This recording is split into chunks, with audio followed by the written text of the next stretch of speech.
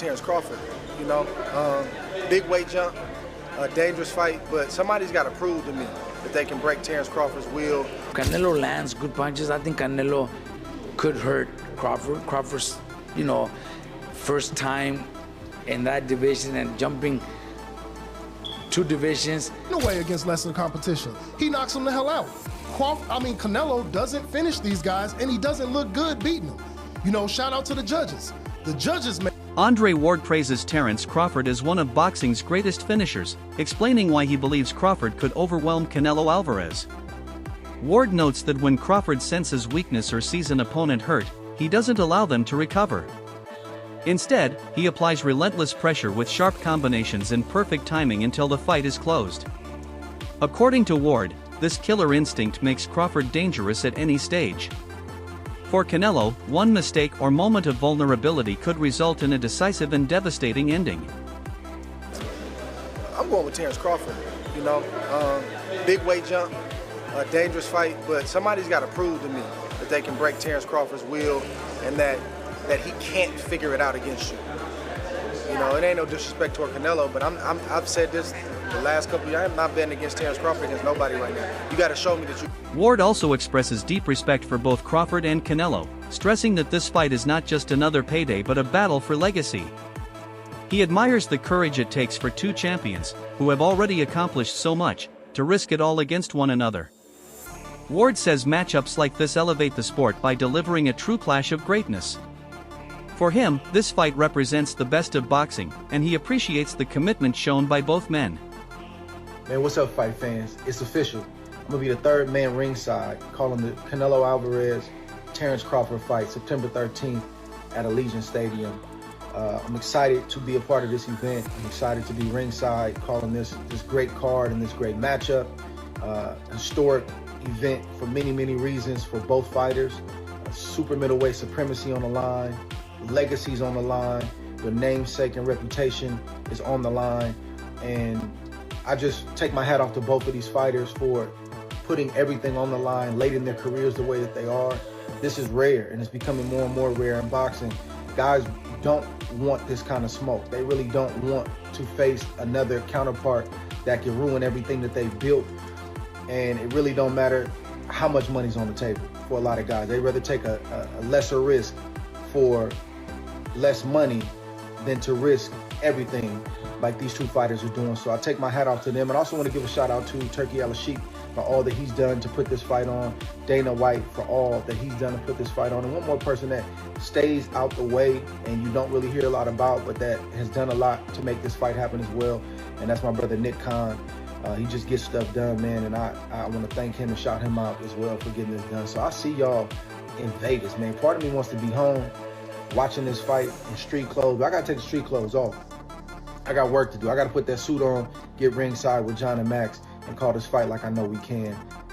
Huge event, huge implications, historic night, and I'm happy to be a part. I hope to see you in Vegas at Allegiant Stadium. If not, Robert Garcia shares his thoughts on Canelo, pointing out that the Mexican champion has not looked as sharp in recent outings.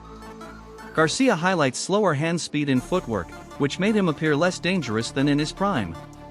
For a fighter like Crawford, who thrives on exploiting timing and precision, this is significant. Garcia believes that if Canelo cannot regain his old sharpness, Crawford's speed, angles, and adaptability could become decisive factors. This reflects a wider concern among analysts that Canelo may be past his peak, leaving an opening for Crawford. Jumping 2 divisions, where he only had 1 fight at 154 and didn't look his best either. So there's a lot of questions, you know, about that, and that's why a lot of people think Canelo is going to knock out Crawford, but I'm probably one of the only ones that I do give Crawford a chance. Yeah. I think Crawford could pull it off. Crawford is very talented. He's very fast. He's very smart in the ring.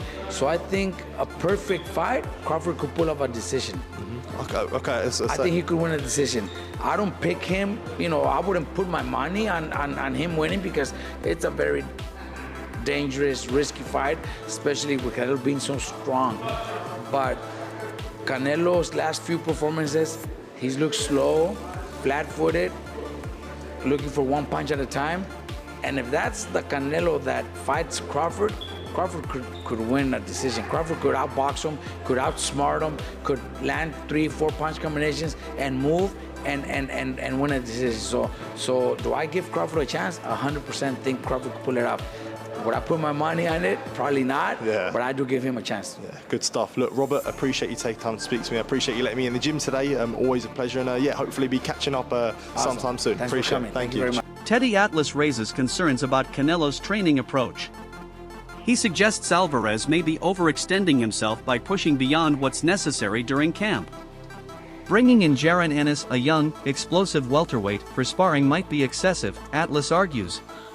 Training smart is just as important as training hard, and overdoing it could drain Canelo before fight night, leaving him vulnerable against a sharp and disciplined Crawford.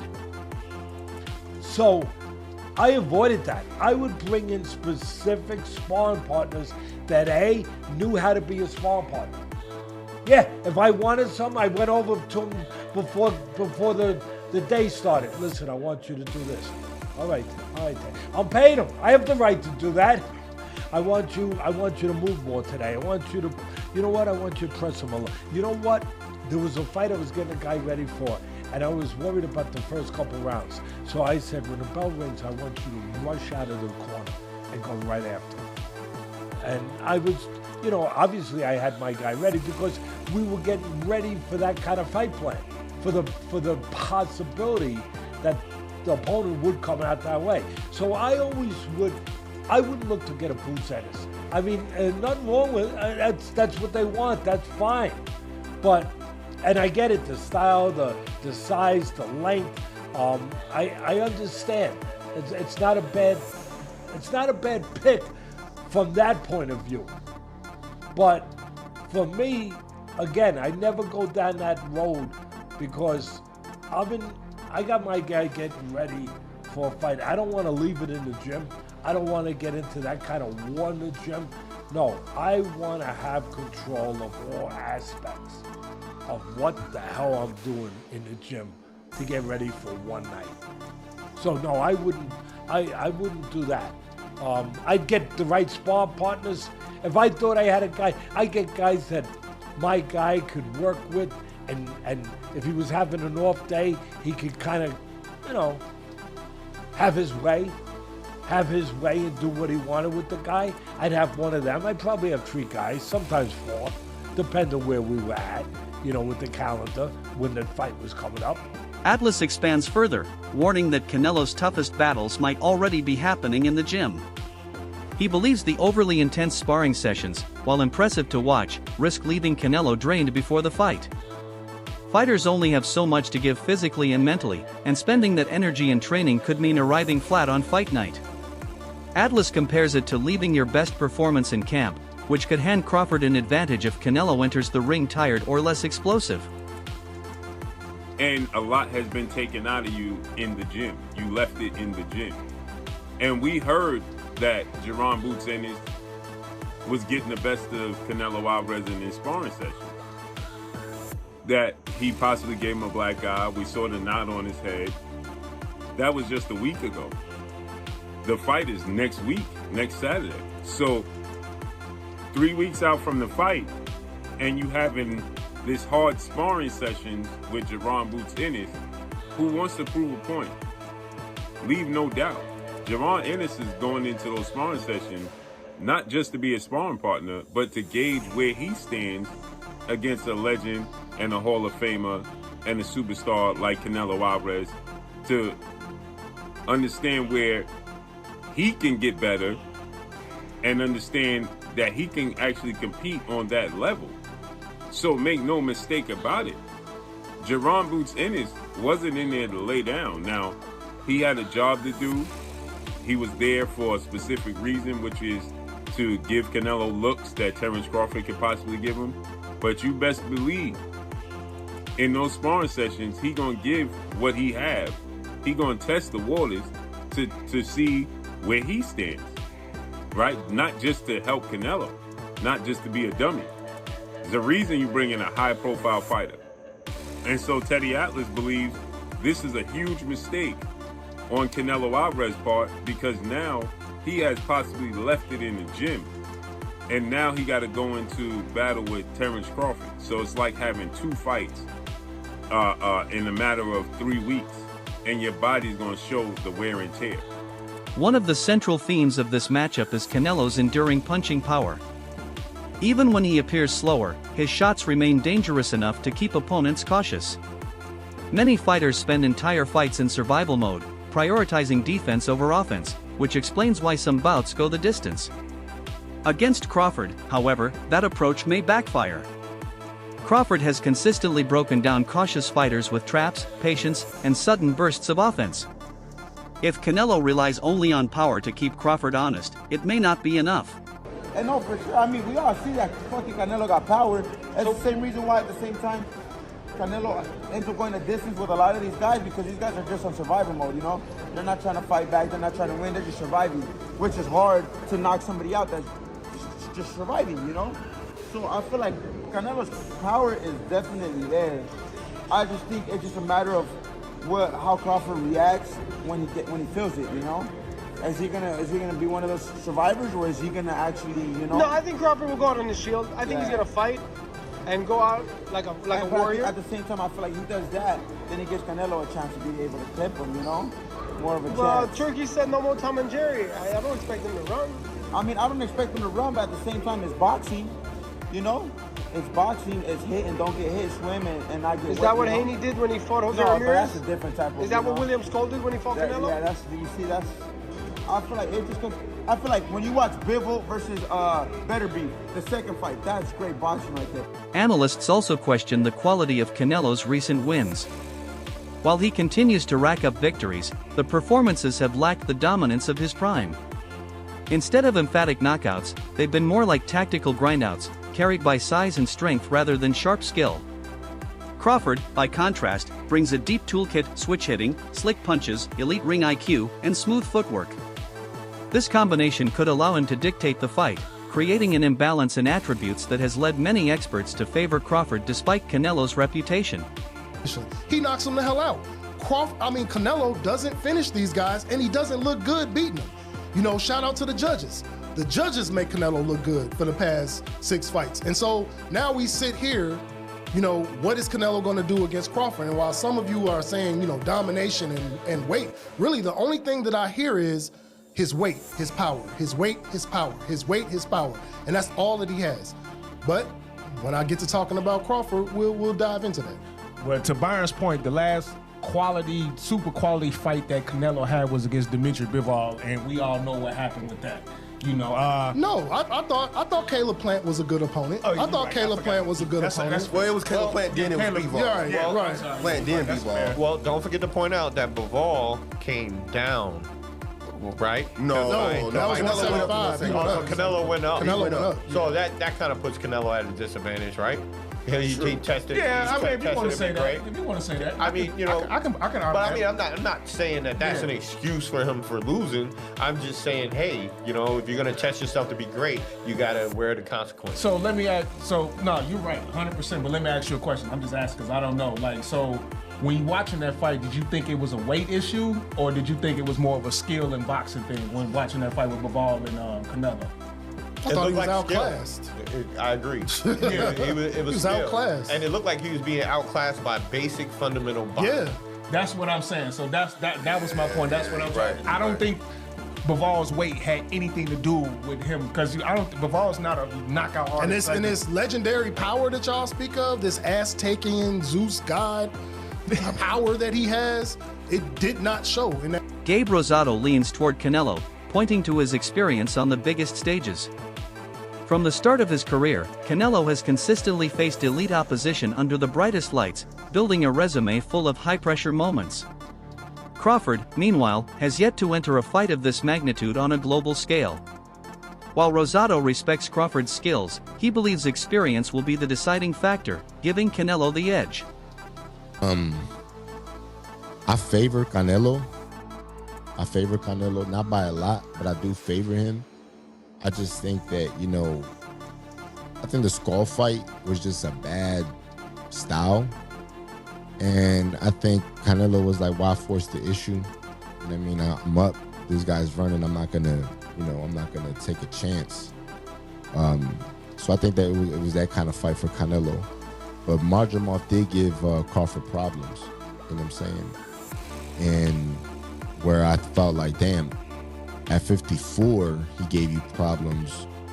68 is different, you know what I'm saying? So you going up 3 weight classes, because he was 47, 54, 60, 68, that's 3 weight classes. It's a major difference, man. And you know, one thing is like, right, so people are saying Canelo has problems with movers, but the reality is Crawford's not a mover. Crawford's not a fighter that fights on his feet in the sense of boxing, kind of like, let's say, how a Pernell Whitaker would box or how Landy Lara would box. Crawford is a fighter that works on angles. He's not on his feet like Muhammad Ali. You know what I'm saying? He's not that kind of boxer. So he's going to be there to get hit, you know? And I feel like that favors Canelo, because Canelo's going to hit you in the arms. He's going to hit you in the elbows. He's going to hit anything you give him, he's going to take it. You know what I mean? And now, is Crawford just going to switch his style and become a mover, moving up 3 weight classes? So now you're going to put all that weight on your legs, and you never boxed like that before. How can you do that? Showbiz the adult introduces what he calls the Canelo May curse. He points out that Canelo often looks flat in May fights, possibly due to long layoffs after fighting the previous September. By contrast, September showcases his sharpest form, as seen in his dominant win over Jermall Charlo. Fans often highlight May bouts against John Ryder or William Skull as disappointing, while September performances stand out. This raises questions depending on when the fight with Crawford takes place. If it's in September, Canelo could be at his absolute best. But critics still question Crawford's effectiveness at higher weights, pointing to his performance against Israil Madrimov. While Crawford looked good, his power seemed less destructive, and his movement less fluid than in lighter divisions. Against a seasoned veteran like Canelo, who combines size, durability, and experience, that adjustment could prove crucial. Whether Crawford can carry his strengths against a naturally bigger opponent remains the great unknown. Mexican depends on September. And in May, he always has a bad performance called the Canelo May curse. And come September, it's a better performance. His best performances are in September because since he only fights once a year, after September is a long layoff until May again, which is kind of like his tune-up fight where he looks rusty. I gotta see if it's true. So I brought up the box rack and I want to go through this with you guys to see if it's actually true. Now, if it is, that's bad news for Terence Crawford, right? So let's look at this. Man, William Skull. We're gonna go from recent to the past. William Skull, man, we all know that was a horrible performance to the point where people think Canelo Alvarez is, you know, he's not looking right. He's finally starting to kind of go down in his abilities, right? And all those things. And this is kind of like the end of his career type of thing. He's in worse shape than Terence Crawford because of this performance. And I've heard people say that before, and I'm wondering if that's every May. So William Skull, bad performance, May. September, good performance, Edgar Berlanga. Lightning strike! Okay, y'all know that was a good performance. Everybody was excited about that fight. Jaime Munguia, May! He's been very criticized about going 12 with Jaime Munguia, right? He knocked him down, but going 12 with Jaime Munguia, and people saw that as a horrible performance from Canelo Álvarez. I actually liked that fight. They were going at it, but... That wraps up today's breakdown. Stay tuned for more updates as the excitement for Crawford versus Canelo continues to build.